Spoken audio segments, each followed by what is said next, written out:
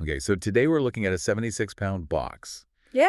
And inside, you've got this massive 500-meter spool of Kramer BCLS-33 cable. It looks like just a reel of wire, but it's really so much more. Exactly. I mean, on the surface, it's bulk cable.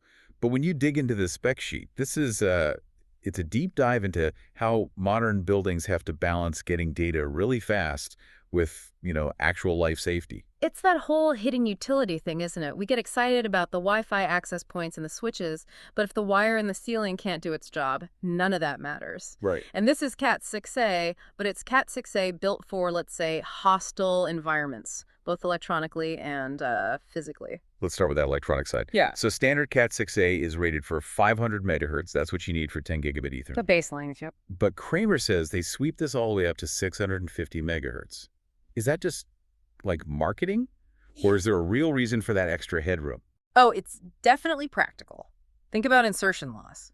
As these cables get hot, and they do, especially if you're pushing high-power PoE through them. Power over Ethernet, right? Exactly, IEE 802.38.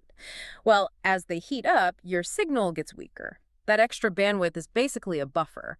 It makes sure your 10 gig signal stays clean, even if the cable is stuck in a hot ceiling space. So you're buying a margin for error. Okay, and speaking of keeping the signal clean, I see it's designated FUTP, foiled unshielded twisted pair. For a normal office run, you just see UUTP, right? Unshielded. So is this foil just about crosstalk between the pairs?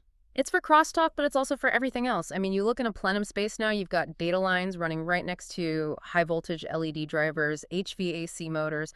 There's a ton of electromagnetic interference. A lot of noise. A ton. Yeah. So that overall metal foil, it basically acts like a little Faraday cage around the conductors, lowering that noise floor so the data gets through clean. You need that if you're pushing frequencies up to 650 megahertz. But, there's always a trade-off. You add shielding, a drain wire, all this extra material, and suddenly the cable is a nightmare for installers. It gets stiff, hard to pull, hard to terminate. That is the classic problem. But they did think about that. If you look at the construction, inside, there's a cross filler.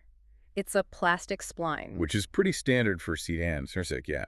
To keep the pairs separated and reduce that paired-pair crosstalk. Correct. But here it also adds some structural integrity. And to deal with the stripping problem, there's an internal ripcord. Okay.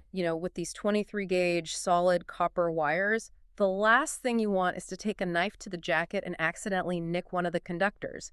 The ripcord just lets you peel it back cleanly. So let's talk about that jacket, because that's where the whole life safety part really comes in. It's marked LSZH. Low smoke, zero halogen. We see that acronym all the time, but I think people kind of gloss over what it actually means. It's not just about being able to see in a fire. No, not at all. It's the PVC problem. Your standard cable jacket is PVC. When PVC burns, it releases halogenated gases. Okay. And when that gas mixes with moisture, and that could be in your lungs, your eyes, or just the humidity in the room, it creates hydrochloric acid. Wow. Yeah. That's obviously a disaster for anyone trying to evacuate. But what about the building itself? That's the other part. You can have a small fire in a server room on the first floor. The smoke, the gas, travels up the conduits, and that acidic smoke starts corroding motherboards and server components on the 10th floor that the fire never even got close to. So using an LSCH cable isn't just about keeping the air breathable in a crisis.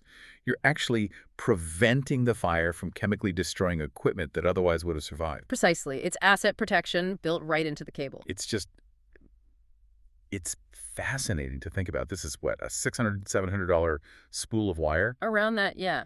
And sure, you're paying for the copper, the foil. Yeah. But a huge part of that cost is the material science.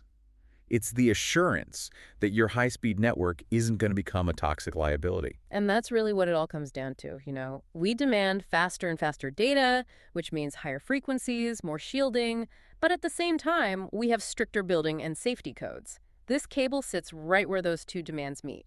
It totally changes how you look at a simple data port in the wall. Yeah. We all worry about our laptops and our phones, but how often do you stop and think about whether the miles of cable connecting everything are designed to not make a disaster even worse? Something to think about. Thanks for listening to this deep dive.